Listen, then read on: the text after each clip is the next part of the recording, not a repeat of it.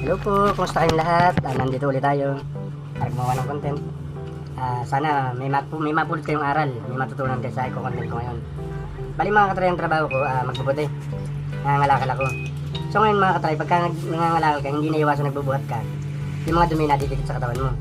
Siyempre dahil sa trabaho natin ngayon, hindi may iwasang magkaroon ka ng sakit sa balat. Ayun ang nangyari sa akin, bali nagkaroon ako ng an-an. Bali share ko lang kung paano gamutin, kasi hindi naman lahat alam kung paano gamutin. Meron akong isang alam na paraan kung paano gamutin yun. Bali share ko lang para kahit paano pwede nyo gayahin o pwede mo hindi. Kumbaga ano lang, payo lang. Kumbaga isa sa paraan. Bali mga katry, ito, tingnan nyo kung paano. Sana sa mga napapadaan sa channel ko, kung nagustuhan yung content ko, pa-like naman, pa-subscribe, comment na rin, paki-share na rin para kahit paano laking tulong na sa mga katulad namin content creator.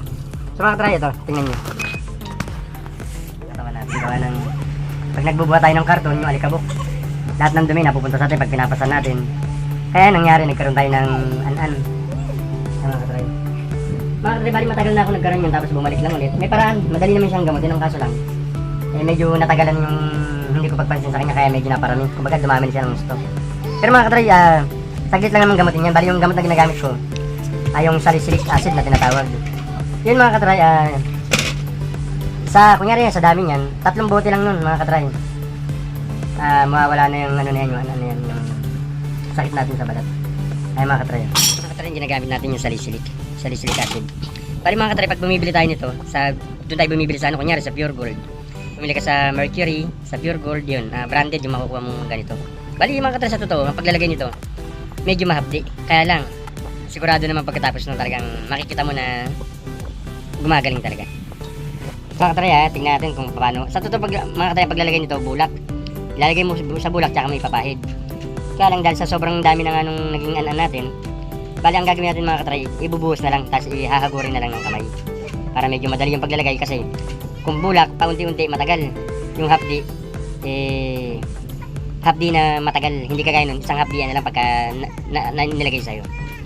So mga katry, tara, tingnan nyo kung paano. Bali mga katry, ang pag-apply ng salicylic acid, syempre unang-una kailangan maligo ka muna. Kasi mo yung katawan mo, para pag nilagay mo, kalib na talaga. Nga pala mga katry, baka isipin nyo, kaya ako nagkaroon ng kasi hindi ako naliligo. Hindi totoo yun, araw-araw tayong naliligo. Ngayon, kaya tayo nagkaroon ng ganun, gawa ng hindi may iwasan. Siyempre lahat ng alikabok sa kalakal, hindi na iwasan na napupunta sa katawan natin. Kaya ganun, kahit nung naliligo ka, pinapitan ka pa rin ng alikabok na dahilan para magkaroon ka ng sakit sa balat gaya ng araw-araw tayo naliligo mga katry, paalala lang. So mga katry, tara, tingnan nyo na kung paano. Mga katry, balik ko tutusin, binubulak yan, kaya sa dami niya, hindi na kailangan bulakin. Bali ang gagawin dyan, ibubuhos na lang, tsaka ipapahid ng palad para mapadali. Kasi paglalagay nito mga katry, medyo mahapdi. Kaya kailangan yung lagay niya, isang lagay lang na lahat kagad nalagyan.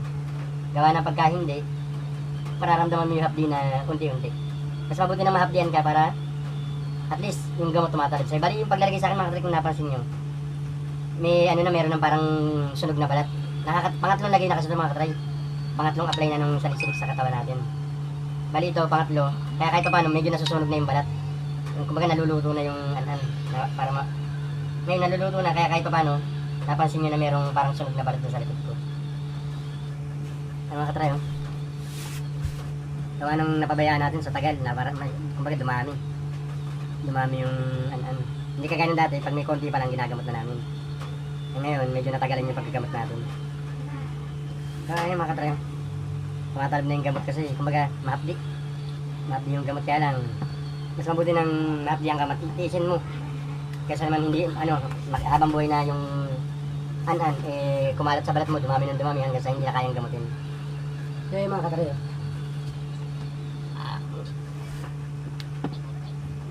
medyo na lang talaga, kailangan tiisin yung hapdi.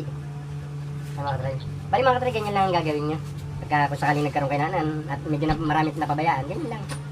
Bali kagaya ko ito, pangatlong apply na to. Siguro mga 3 apply pa, 3 lagay pa, mawawala na to. So yung mga katry, hanggang dito na lang. Sana kahit pa paano may natutunan kayo sa content ko. Yun nga, kung paano gamutin yung sa atin naman, siyempre talagang nagtatrabaho tayo araw-araw, hindi may iwasan na yan. Araw-araw nagbubuhat tayo ng morning, nadidikit tayo sa kung ano man, kaya Siyempre, kunyari karton na stuck ng matagal, sobrang alikabok, bubuhatin mo. Lahat ng alikabok sa'yo mapupunta. Kaya hindi siya naiiwasan, kahit nasabi mong araw-araw ka pang naliligo. Kumbaga, yun na lang. Gamutin mo na lang. Although ma-update, tiisin mo, mas okay na mag-tiis kaysa naman kumalat at dumami. Pangit kasi tignan sa balat yung mayanan, gawa ng, siyempre namumuti. Maitim ka, tapos namumuti yung bahagi ng katawan mo. Pero yan, gawa ng ginagamot naman natin. 3 lagay pa mga katray, wala na yan. So sana mga katray, hanggang dito na lang. Sana kahit pa paano meron kayong natutunan sa munti kong content.